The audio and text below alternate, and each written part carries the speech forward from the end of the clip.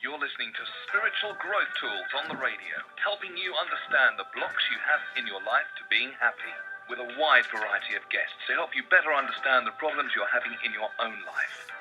Whether you're depressed, poverty-stricken, suffering ill health, or confused about how to take the next step, discover products, services, and information that will enable you to grow with grace and address issues that are preventing you from happiness, health, or abundance. Go to spiritualgrowthtools.co.uk and find out what's holding you back. Hello everyone, and you are listening to Spiritual Growth Tools on the radio, where we discuss spiritual growth, what that means, and how it can help you move forward through the blocks that you have to health and happiness. I am your host, Caroline Nettle, and I'm really pleased to have with me today Darren Wordley, who's a good friend of mine. Welcome, Darren. Thank you for inviting me. You are so welcome. I'm so happy you're here. So as I said, Darren is a good friend of mine, and we met in Circle here in Bristol, where we both live. He then went to set up a seance group, which I've been lucky enough to attend a couple of times. So we're going to be talking about, what it's like to work with spirit and, how healing that can be, and various different aspects of spiritual growth that come about through working with spirit. So Darren, if you'd like to introduce yourself a little bit to my listeners and talk a little bit about the journey that you had on the road to where you are today. Okay, blimey, where do we start? I was born in Germany, came to the UK when I was roughly around about 10 years old, moved around quite a bit, West Country, London, and then back to West Country again. With various things that happen in your life, good and bad experiences, there was a point where my life had to change, and in doing so, I was introduced to spirituality by a very good friend of mine, by the name of Paul Hunter. He's an incredible man, and he opened the door for me in many ways, and I'm very grateful to him for that. So I visited Knoll Spiritualist Church in Bristol, a place I absolutely love and adore. It's my spiritual family there. Many people there that have just got so much love in their heart, and they're very, very, very, very giving people. Great. So are you saying then that really opening your heart to spirit and starting working with spirit was what helped you through problems that you were having in your life? Well, yes. I had many bad experiences in my life, okay? And obviously we deal with them the best that we can at the time. But really, do we deal with them? We tend to store them inside. Our emotions are stored. And by learning who I really am and what spirituality is all about, I was able to deal with those emotions one by one, and obviously I strive to make myself a better man every day, and in doing so, I was able to deal with all of that.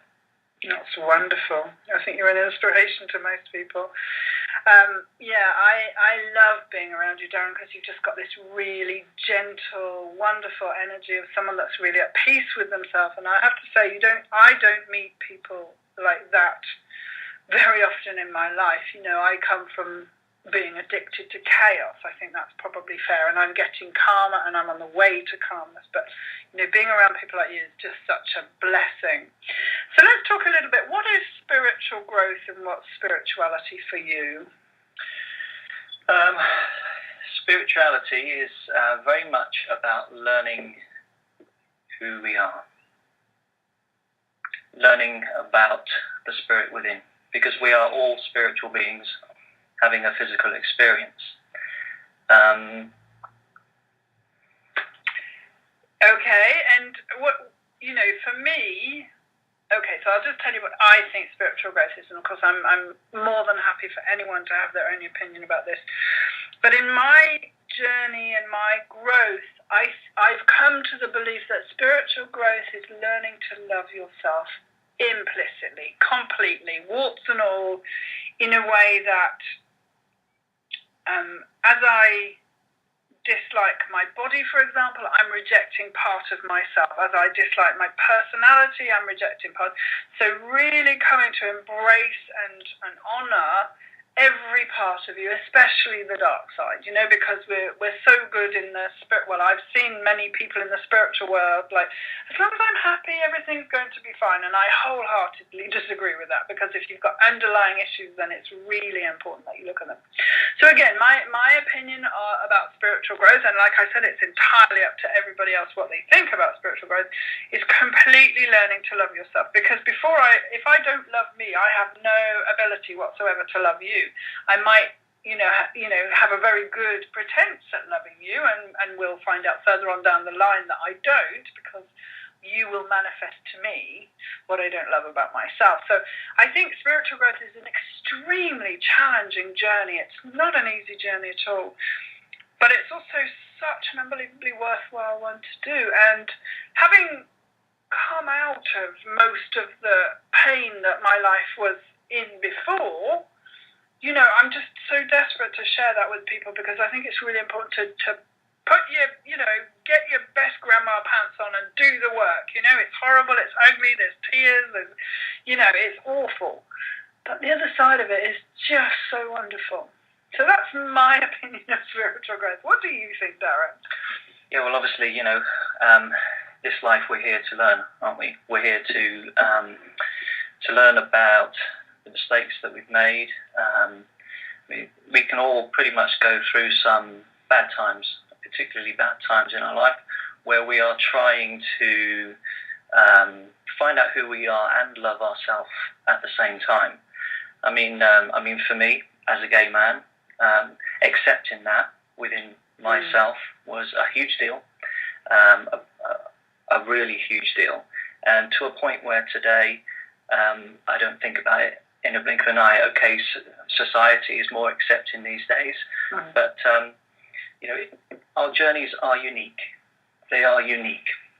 We live in our own universe, and what we experience in our life is very different from other lives.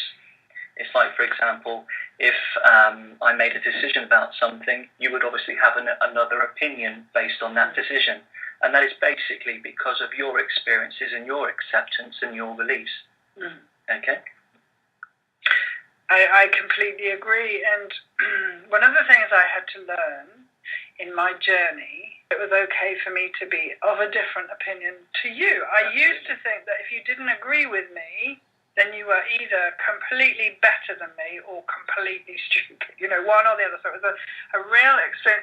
And I do know that, when I was in my early teens, I used to bash people over the head with my opinion quite frequently and take it really personally that you didn't think the world was, because I was a staunch Greenpeace, supporter, and nobody else seemed to care. And, it didn't make me happy at all, because all I could see that we were all going to hell in a handbasket, and nobody cared. And I took it so personally. And now I'm so blessed to be able to say, well, I don't really agree with that, and that's fine, But when I was in that pain of needing approval for everything I did and said, oh my goodness, life was so challenging.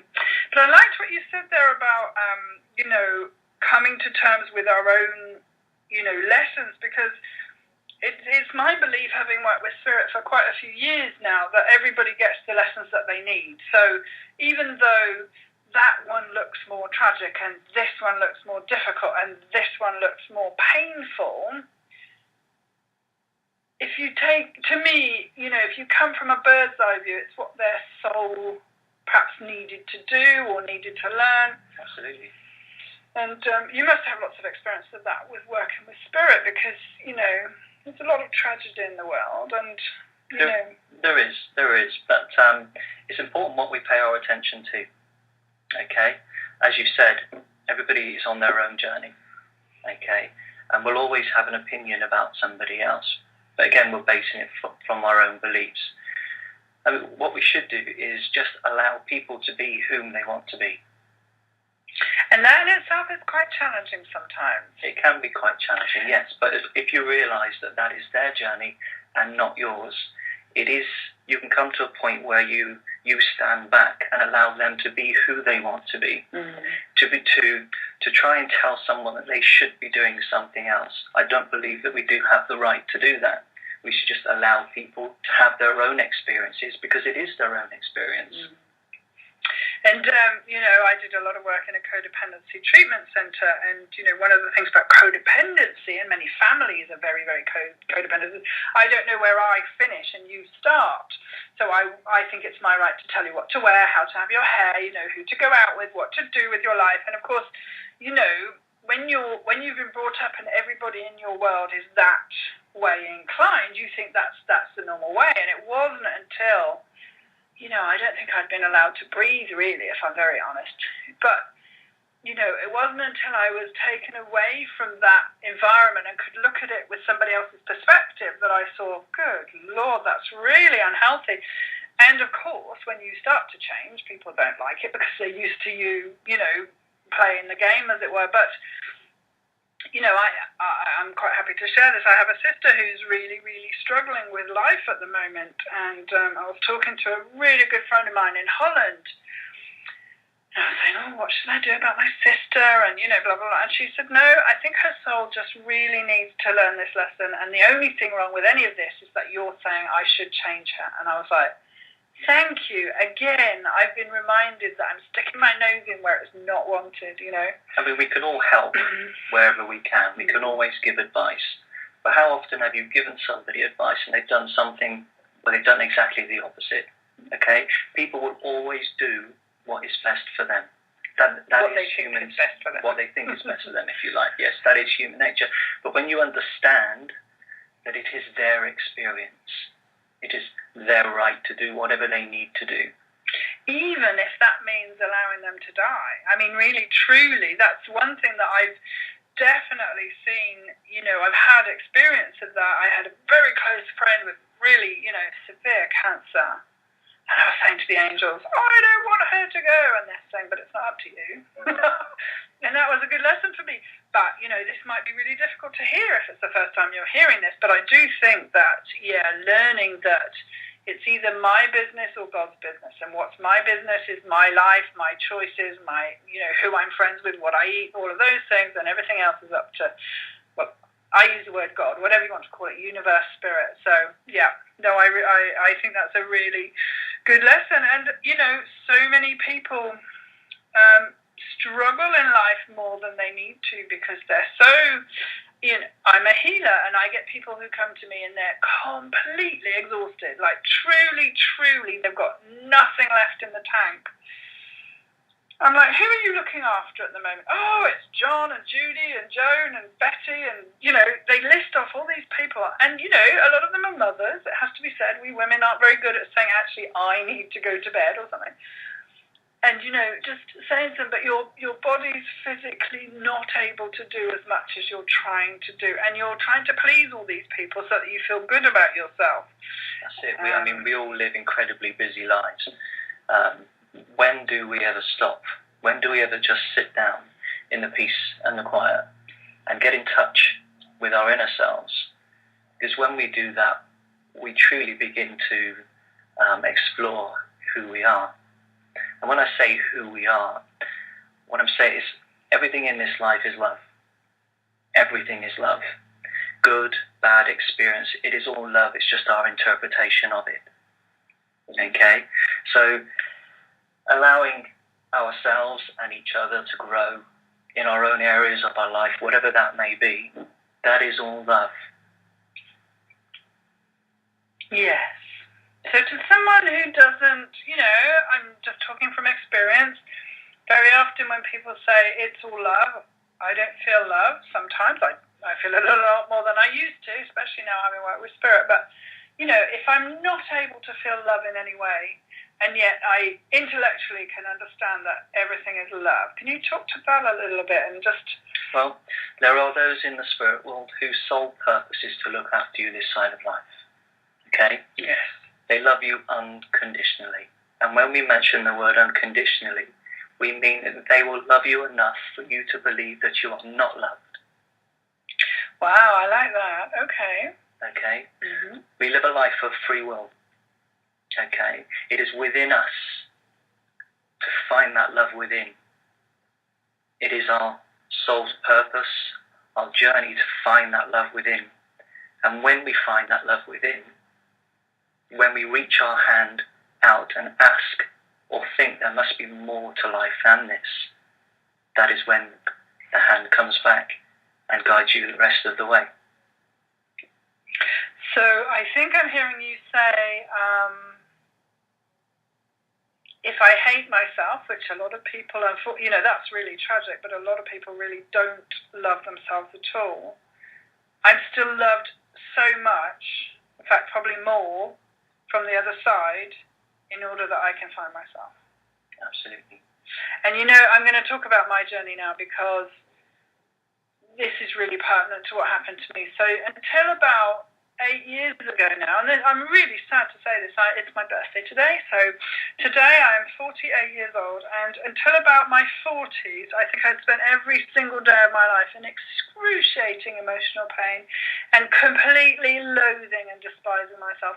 And, that's as a result of what happened to me as a child.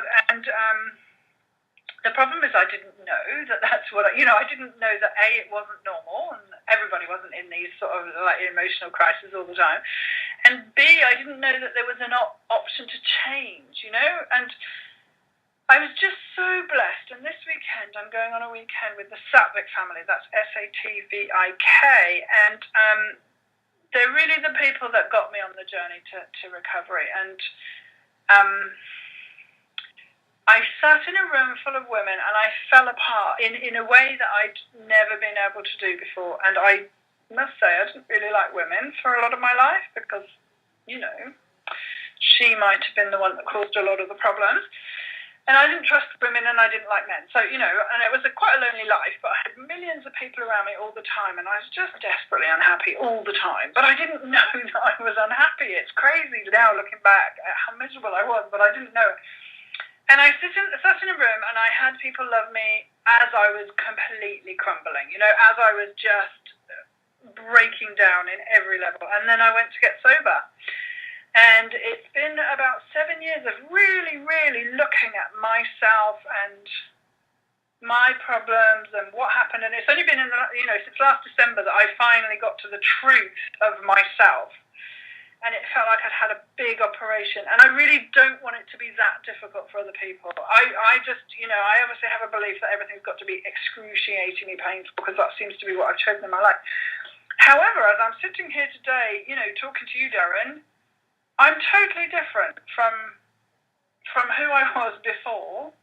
I'm not sure I've quite got I love you and everybody else, although I really do. So I'm still on, it's an evolution, which is fabulous. That's it's great to find out new things about myself. But I wonder how other people can do it in a way that's slightly easier than mine. Okay, well, we have to understand and learn about pain to understand the good side. Yeah.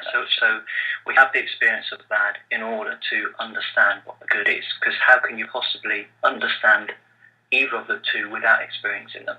Yeah. Okay. Sure. So we go through our lives and we experience both. Okay.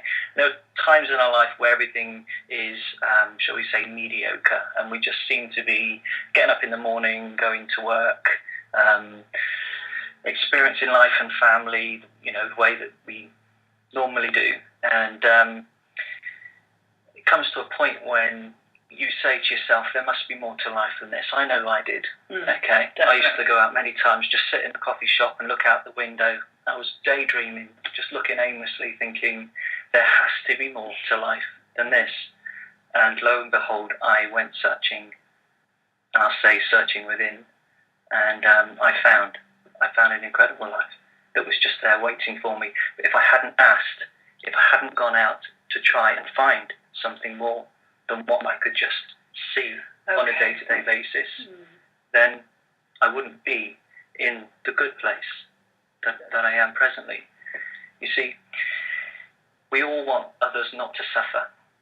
But I know this sounds incredibly difficult, but they need to suffer in order to find their own way out. Okay? Yeah. We can't impose happiness. We can't, and we can help all that we can, as we've said before, but it's up to the individual. It's up to that person themselves to find something more. I'm sorry, the neurotic dog next door has started barking. There's nothing I can do about that. No, I agree. And God. For example, we are both the same. Yes. Okay? I am another version of you. You are another version of me. Yes. Just because we sit here opposite each other, okay, we feel that we are two individuals, when in fact we're not. No. We are the same. We are part of all that is, and all that is us. It's an incredible journey. When you start looking within, concentrating on yourself, maybe through meditation, which is an important part of my life, you learn that you are part of everything. And I mean everything, and everything is you. Nothing, no one, no animals, nature, nothing is separate from you. We are all one. We really are. And you know what a wonderful one it is, I have to say. And I know that when I was in my depression and reading the news all the time and looking at, it made me darker. And I stopped doing that.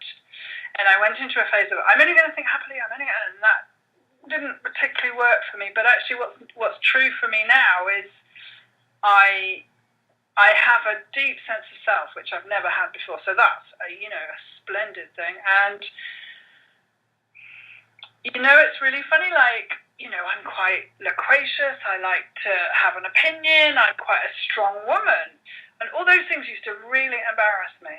Now, if you don't like that, that's fine by me. I'm not going to change to please anybody else. So that's something that it's given me. But I do find myself telling the truth and knowing what the truth is. And I'm really blessed and privileged to work with the angels. And I think, there was a few times as I was learning what the truth was, that they were like, really?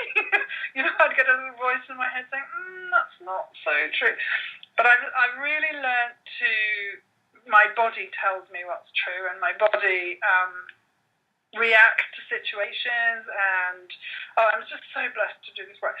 Let's talk a little bit about the seance work, because I loved it when I came to have a seance with you. So talk about what it's like for you when you're doing the seance and why you do it. Okay. 2.5 years ago, I think it was 2.5 years ago, I was invited to a seance, okay, and one of those weeks that I attended the seance, one of my team members came forward, and when I say team members, I mean one of those guides that work with me. Okay. From the other side, okay? And they said to me that they would love me to work with the physical energy, and that there was a gift there that I could develop. Okay. Okay. Of course, loving the seances that I attended, I knew that it was the right thing for me to do, and I eventually got in touch with a lady called Christine Danucci at Spirit Lodge in Bristol. And it's the home of physical mediumship they're actually in Western-super-Mare. Okay, sorry, Clevedon. And I attended some seances there, and I sat down with Chris, and she said to me, look, she says, you have this gift, where do you feel, or where would you like to go with this gift? And I said, to be honest with you, I'm very open. I don't know where it will go. So she said, well, come back here a couple of times a week and just sit with other mediums, okay, other physical mediums, and she says one day something will touch your heart, okay, and one day it did. Wow, what did that feel like? It was amazing, absolutely amazing, and the feeling that I had inside is, there is no words to describe it, and what it was, there were a number of us sat in a seance condition, and one lady was looking at the medium that was working at the time, and she said, I can see my father. Wow. Okay. And that was it for me. I said, I would love to be able to do that for somebody else. So I started sitting in seance at home. Okay. I have a dedicated room at home. And every Monday I have had a number of people over the last 2 years because that's the length that I've been sitting now. And that's on a Monday evening, and we sit for the development of physical mediumship. Okay, and that's going very well. And on a Friday now, I invite friends to come and sit just to have see a snapshot of what the team are working on now. Okay, as you can understand, we're all progressing. We never stop progressing. We never stop growing, and it's just an opportunity for you being yourself, just to come and see what the team are doing, and it's a privilege to work with them in that way. It's so magical. There is no other word for it. I've been working with spirit for fairly long time now, and I can be skeptical. And you demonstrated, literally, I physically saw purple energy coming out of your hands, and I took that straight to heart. It's like there's a healing energy coming out of the hand. I loved it. I love to watch your shape change, your face change, but most of all, I love it when somebody gets a really deep healing message. That lady that sat there, her husband had passed on, and she got a message from him that he was fine and not to worry, and it's just. That kind of work I just find so rewarding. So tell me a little bit about what it's like to be the host for Spirit. Okay, well, over a period of time, my spirit team and myself have grown. We've grown together. Okay, over a period of time, there has been the blending of spirit and myself when I'm sat within the chair. Okay, and this means that the spirit team come very, very close into your energy, and I'm aware of everything that is said in the room. Although I'm sat there with my eyes closed, I'm at a place where I can very much enjoy the evening with you by listening to the music and hearing what you say, but being far enough away not to be involved. So as the spirit team come close and they press their faces within the energy that they formed around myself, they're obviously able to show themselves. And the spirit team work very hard as well at bringing loved ones forward. But the feeling, the intense feeling that you have while you're sat in the chair, again, there are no words that can describe that. It's a partnership. It's an immense trust that really, really does touch my heart. And getting a bit emotional now, I'm sorry. But it's wonderful. It is incredible. And how, in what way do you think, well, the question is, why does spirit come? For what purpose? In what respect? Well, I just think, it's interesting to be this side. One of my questions is it hard work for spirit to come through? And do you think they literally just want to come and tell us that we're okay and that they're at peace? Or, is there lots of different reasons why they come? That greatly depends on the individual, okay? For those that come on Friday, my spirit team, they make it very obvious that we're there on that evening to enjoy ourselves, okay? Because in the spirit world, they just want to have as much fun as they possibly can. But we don't have enough fun ourselves. No, they're always telling me that. So they're always encouraging us to laugh more. Why do people come? People come for validation. They come to enjoy the evening. They come to enjoy the presence and the energy within the room. The room is full very much of the healing energy as well as the physical energy. It's greatly down to the individual.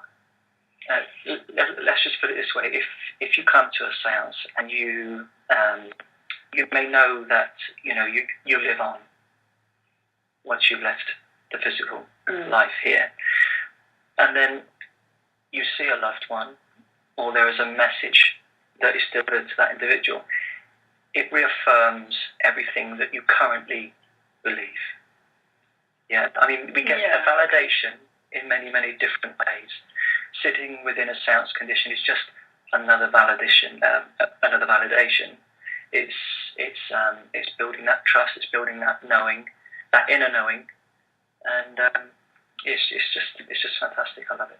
And absolutely, and I to me, it's part of spiritual growth, because one of the things about being in my ego is I'm frightened all the time, I'm in pain all the time, and it's just me, and I'm really small. And the thing about spiritual growth is really opening your mind to different possibilities. And, maybe not so much in the seance, but I've definitely seen and I've done platform mediumship myself, and just saving someone years of grief, because the spirit comes through and says, I don't mind that we argued the last time we spoke. I'm fine. Please live your life. Of course, it's not that basic, but yeah, I think it's one of the most healing and beautiful.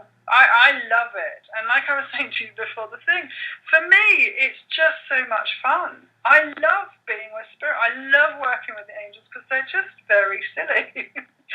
And sometimes I can be talking about really deep, painful stuff, and they'll be having a laugh with me, and I make it funny, and then the person in front of me makes, laughs for the first time in 10 years.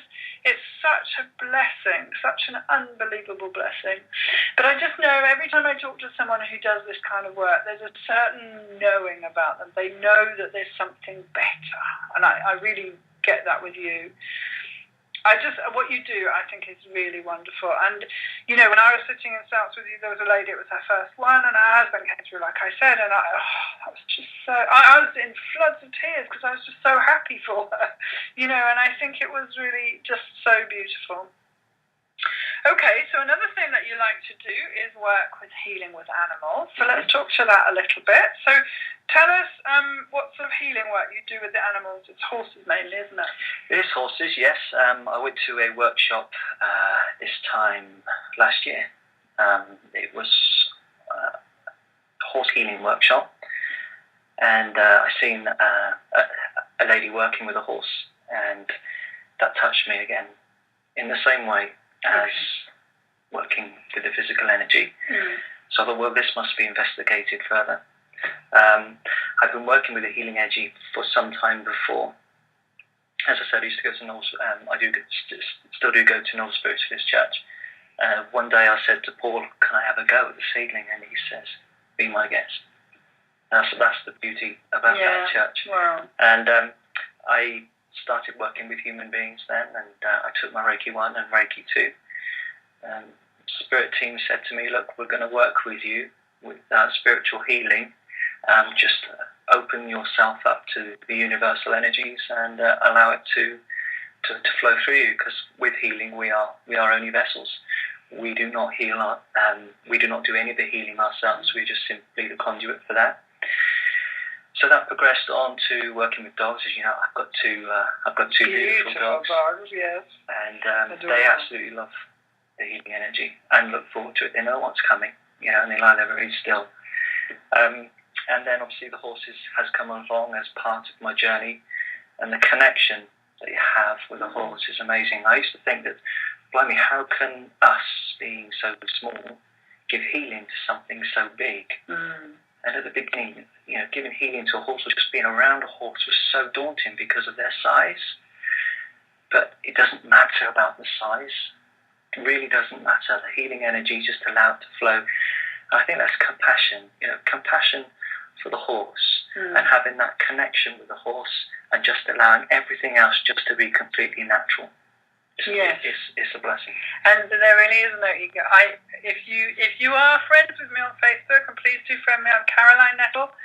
Anyone, it's my birthday today, so it's been inundated, so I'm so thrilled about that. But apart from that, people just post elephant pictures, because I cannot wait to, I did animal healing with Body Talk, and so you basically stand up the way, you're looking at them, and you ask what they need. And my training, it was so funny. I love crazy dogs. I just love crazy dogs.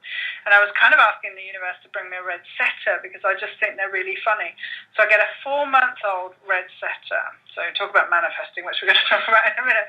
And it was the last one to come in, and I thought, I knew this one's for me. And it basically, as soon as I started the healing, so we do it on the owners, that's how we do our healing. We don't have to, but this is how I learned anyway. And the owner was just going, this is a load of rubbish, I don't believe in this, all this hokum pokum. And I'm like, well, look at your dog. And the dog had completely fallen asleep. I did all the healing, I did the work that I had to do. And I just turned around to the dog and I said, So how was that for you? And it bounced up again, and it was running around the room, and it was really funny. And I just thought, yes, I'm supposed to do this. So yeah, for me, you know, what we do to our planet is tragic, and you know, if we don't stop killing elephants soon, we won't have any left. But the thought of working in an elephant sanctuary with baby elephants, you know, doing some healing work, oh my God, it'll just be incredible. I can't wait. So I'm shopping around for a elephant sanctuary at the moment in Africa. Lovely. And that makes me happier than any amount of money, or, you know what I mean? That would make me extremely happy. So I'm really looking forward to that. If you want to find out more about the project, go to treeplantingholidays.com. There's some information on there. It's a new project where I'm going to go and plant 1 million trees, and hopefully get to work with some elephants as well. So that brings me very nicely onto manifestation. How do I manifest that, Darren? Well, every day we manifest, but we don't realise we're doing it. Yeah. Okay, but to manifest on purpose is a truly amazing experience. Mm-hmm. Okay. We are spirit, as I said, having a physical experience. Okay. We now live in what we call a 4D world, fourth-dimensional world. And a manifestation should work now much easier than it's ever done before. Especially in England, I've been told. Well, we're in a place of high manifestation. Sorry to interrupt, Karen. Absolutely. And to manifest on purpose, you know, is truly amazing. It's many people, if there's something that they want, okay, if there's something that you want, as human beings, we tend to think about how we're going to get it. Mm-hmm. And what we should be doing is actually thinking about the job done. Okay? That's we exactly should what be Spirit said thinking to me, yeah. about the feeling, okay, because we are all vibration. Mm-hmm. Okay? We should be thinking about the feeling we will have once we have what we want. We all deserve everything that we want. We've come here to have what they say is a joyous experience. Okay, we are creators.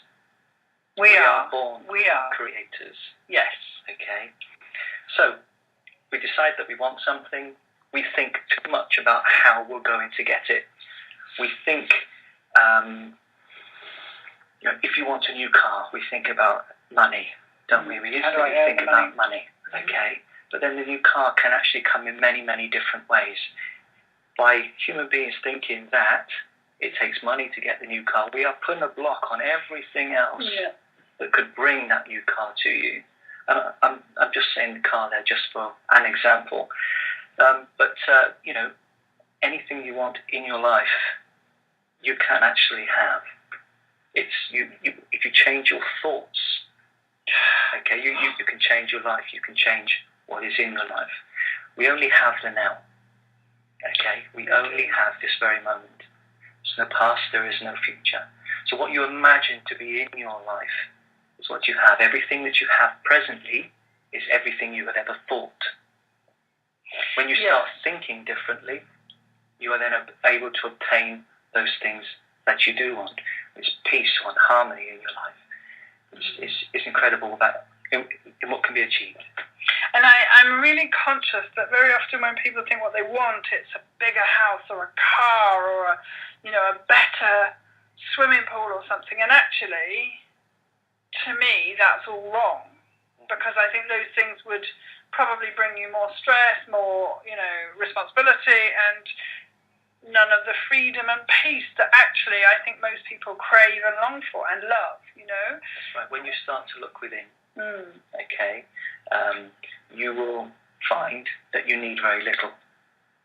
Okay, you will find that the simplest things in life work for you best.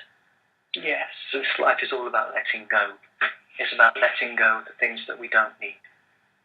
We tend to, as human beings, try to make everything so complicated, when in fact it's actually not. No. It's our minds coming into play. With the way that we've been taught and our belief systems, we can just concentrate and work with our belief systems. We can make many more things happen for us. I agree with you, and my head's going, no. But with my project, I can actually see it. It's physically done. Then consider it done. Just allow everything to fit into place. Spirit did say to me, just imagine it done. They did. Right? They did. Yes, they did. I was most annoyed. No, I wasn't. No. So, do you think spirit can help with manifestation? Because I think one of the biggest problems that mankind has is their ego. And I think all that negative thought pattern that goes, you're all rubbish, you can't do it, that lots of us have running around in our head. And I know that a lot of my clients come to me with, I'm not good enough, all the real corkers that we carry around. And I know I've cleared that one for me many, many times. But how can spirit help with, deep-seated belief systems which are holding us back? Well, to be honest with you, you are spirit. You need to look at your beliefs. We can call them filters if you like. Okay? If there's something that is deep-rooted within us, a belief is only something that is a thought that you keep thinking about. That's all it is. And if you want to change your beliefs, then look at them, look at any one of them, and try to think differently about it. And then when you look differently about any particular belief that you have, then the universe has got the opportunity to show you a different way. Yeah, my head's screaming at this point. No, I know intellectually I get what you mean, but for me personally, I find it really difficult to see that. And again, I think this is another thing I need to work on. But I do get that I'm spirit. I definitely focus on my, Small spirit. steps. Yeah. Small steps. But again, I wasn't given any patience this lifetime. No, I agree. And I just, I want to, if anybody's laughing at listening to me doing this, I think I'm not alone. I don't think, I think it is human nature to want it now. Thank you. Why do I have to wait? And I think that we are, I've completely lost the word. I am manufactured, I don't know how to say it any other way, I can't get the right word, I am manufactured by the society that I live in, and everything's bigger, faster, shinier, but yes. And one of the things that's working with spirit has really helped me to do it. I love it when I'm giving an angel reading to someone. I'm saying, you just need to learn to love yourself and go within and be quiet. And, how about going into the woods? And, I'm giving all this fabulous advice thinking, I really should be listening to that too. And I think readings are nearly always about ourselves as well, and people come to us because they've got similar issues, whatever. But so, what has working with spirit given you in your life? Peace. Yes. So do you think it was quite chaotic before you found? My mind was very chaotic and still can be at times. We're human beings, okay? We are human beings, and the mind is incredibly difficult to switch off at times. But, my past, okay? I've dealt with my past. I've allowed many things to go. I've let go of many things. How did you do that? Slowly and step by step. You've mentioned yourself, it's all about loving yourself. And as you love yourself more, you let go of what no longer serves you. That's true. Have you got a real cracker for the listeners? Because I do believe that's one of the hardest things to learn. Absolutely. And the best way that I found to do that was meditation. Okay. I found meditation incredibly beneficial. I meditate twice a day in the morning and in the evening. It helps me sleep. It helps me keep a clear mind throughout the day. The decisions that I make during the day after sitting for just 10-15 minutes are a lot better as if I'd gone through the day without. Okay. Yeah, you have a clearer mind. You have a clearer outlook on life. And anybody who would like to make better decisions, just simply, if it's just for 5 minutes, and I know my team are very, very strong on meditation, as some of the sitters know. If it's just for 5 minutes, just find a time and space where you can just close your eyes. Your mind may be very, very busy, but keep it up. Sit every day just for 5 minutes, and you'll find those 5 minutes will change into 10 minutes, then 15 minutes, and then 20 minutes if you've got the time. And then life just becomes simpler. You don't have to do any work. You just have to sit there and try your best to clear your mind. As human beings, we think we need to do this, and this to get what we want. Simply go within and listen to yourself. There is so much information within us. We need not ask anybody else a question. We have all the information. It just depends on whether you have the time to go in and find out. Or make the time. Absolutely. So you're not trying to do something, because a lot of the meditative,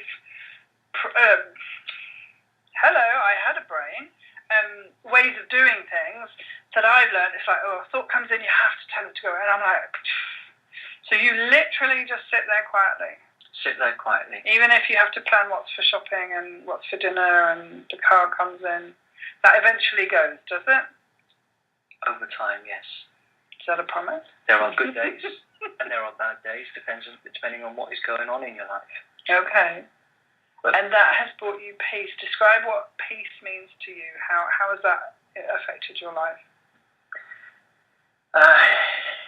In the morning when I wake up, I do whatever I've got to do to start with. I sit down for 10 minutes, just by myself, put the dogs in another room. The stillness and the clearness of my mind sets me up for the day. Okay? And that has come with practice. It's not easy to begin with, but it's come with practice. Then I go about my day, and I know my day is different than if I had a day without meditation. Okay? So it's bringing me peace. I feel the spirit within when I'm trying to make decisions and when I'm dealing with things in my life. I feel that the spirit are not very, very far away. They're always there, wanting to give you help and to help you through life struggles, no matter what it is. Yeah. And they're not just there for struggles. They're here for the good times as well. They want to laugh with you. They want to have a drink with you. Okay, it's a two-way thing. And then obviously at the end of the day, sleep is important to me, and just to clear the mind again. You see, what we've got going on in our mind just before we go to bed, you can guarantee it will be there as soon as you open your eyes the following morning. Okay, so when you go to sleep at night, just think about those good feeling thoughts. And if you've had a bad day, just try to think about something that's good in your life, whether it's a child, a pet, whatever it is. And just think about all those good things. When you have a good feeling thought, you can often another one pops in, and then another one, and then another one, and then you go to sleep. Okay? And when you wake up in the morning, you wake up with those good feelings. Okay. So it's like a roller coaster. It goes on and on and on. So that's how we can improve our daily lives, through meditation and positive thought. Wonderful. And I have a little trick that I have some Archangel Michael cards next to my bed, and I read 3 of them before I go to bed. And invariably it's the same message for me. Allow me to let you work through me, allow me to trust, and, make a decision or make a commitment. So I read them just before I go to bed, and then I go to sleep, and I take the angels with me. And another thing I do is I always ask the angels to take me to a place of healing or peace, and to wake up refreshed. And I think that really helps too, because then I just go to sleep feeling really held and cared for, and that's not something I was used to. So, okay, Darren, well, it's been really wonderful talking to you, so I really thoroughly enjoyed it. So do you want to tell, if anybody wants to get in touch with you or ask you any more questions, is there a way they can get in touch with you? Sure, yeah, there's an email, which is Darren@darrenwordley.com. I'll just spell that just in case that's not clear. WORDLEY.com. And if anybody would like to find out what's happening in the seances each week, they can go to darrenwordley.com. There's all the information there, and if they want to get involved as well, they can. I know you want to come again. I love it. It's so much fun. I really, really do. It's so, again, I'm going to say it's just really special to physically see spirit. Is something which just blows my mind, to be really honest, because I imagine it must be quite challenging for them to come into our dimension, because it's Absolutely. a lower dimension for them. But I thank you for all the work that you do. I think you're such a blessing on the planet, because you really do. I've seen the how much healing you give, even just in the evening sessions, and I know that you're working very, very hard on yourself. So yeah, the angels are saying thank you too. Very welcome. And it's been a real pleasure having you on, Darren. I've really, really enjoyed it. So thank you very much. So please do go and look at DarrenWordley.com and check Darren out. And the next show is on July the 8th, and I'm going to have another medium to speak with me next week called Bernie Scott. She is a friend and colleague of Darren's and myself. So thank you for listening for us. Thank you for listening to us on Spiritual Growth Tools on the radio. I really enjoy doing these shows, so thank you for listening in. If you subscribe to the channel, you will be kept informed about the upcoming shows you will not want to miss. Stay safe, and I hope you find the tools that you need to grow with grace this week. I'll speak to you next week. Thank you for listening. Thank you for listening to Spiritual Growth Tools live on the radio. For more information, go to spiritualgrowthtools.co.uk.